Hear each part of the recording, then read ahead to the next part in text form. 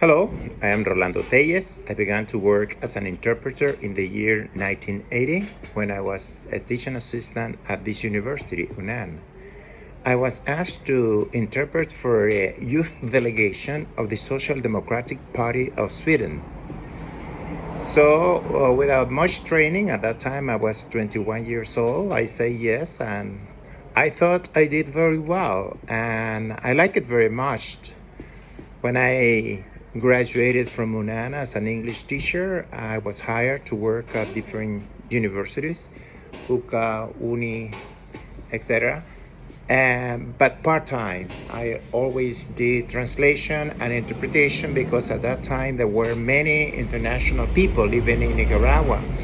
And I remember I used to teach at UCA, and most of the teachers were foreigners, so I had the opportunity to learn different kind of accents, English accents.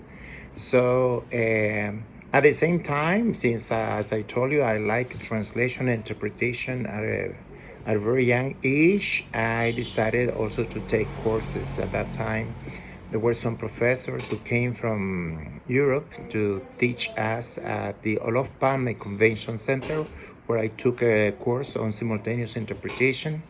I remember there were international events organized by the non-aligned countries, the World Council of Churches, and many others.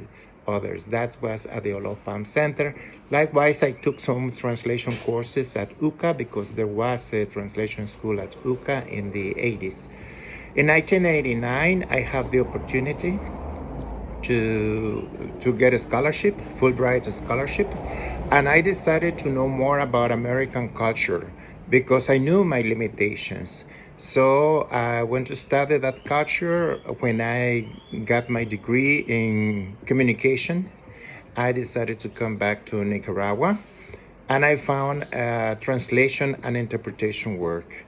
Once in a while, I used to teach part-time at some universities, at that time Mobile University, that was in 1994.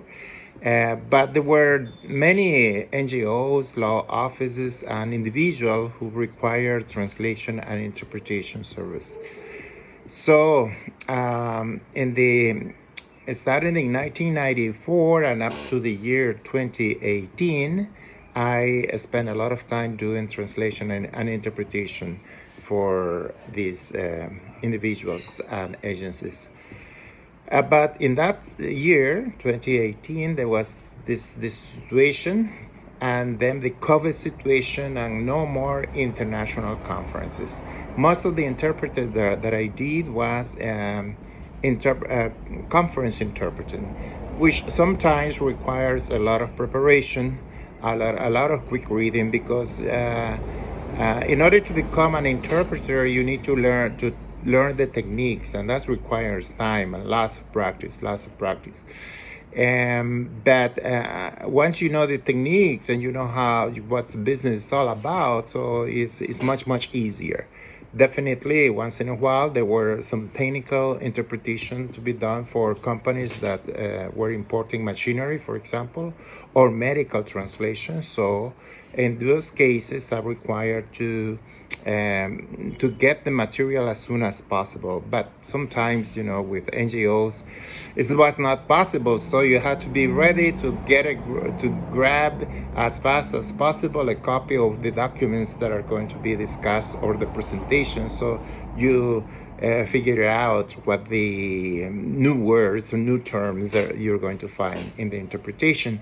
The good thing about doing interpreting is that you have a partner, right? And the partner, we alternate 30 minutes, for example, or 20 minutes or 15 minutes, depending on the agreement you got with your partner. And then you keep going all day long, because one person cannot translate 8 hours consecutively. It's just impossible. The mind doesn't have that capacity. So as I told you before, a consecutive interpreting is a set of techniques which are different from simultaneous interpreting. In consecutive interpreting, I don't know how much you know about it, but you let the speaker talk. Then you have to take some particular notes designed for translators. It's not shorthand. It's a special kind of training, and then you have to regurgitate, so to speak, what the speaker said, but using the other language, right? I mean, you take turns. A person speaks, then you speak, then the interpreter speaks.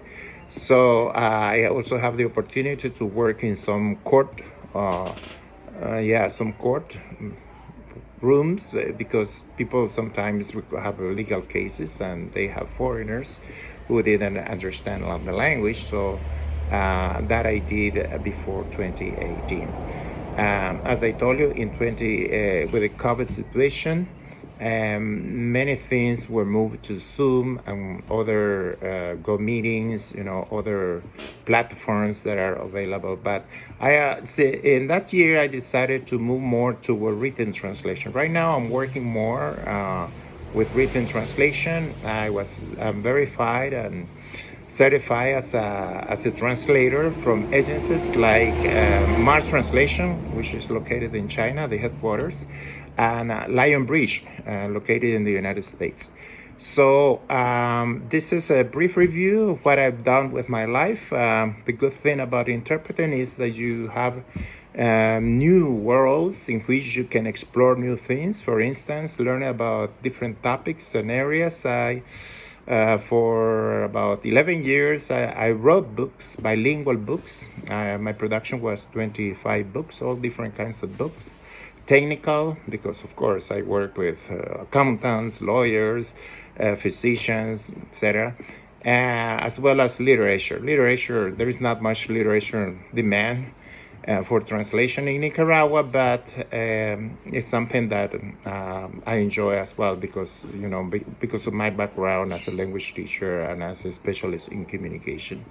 So now here I am, and feel free to ask any questions. I really don't know what your interests are. I just asked Professor Albert to let me know what your interests are, and he said some of you are in music or so. Okay, thank you. Go ahead.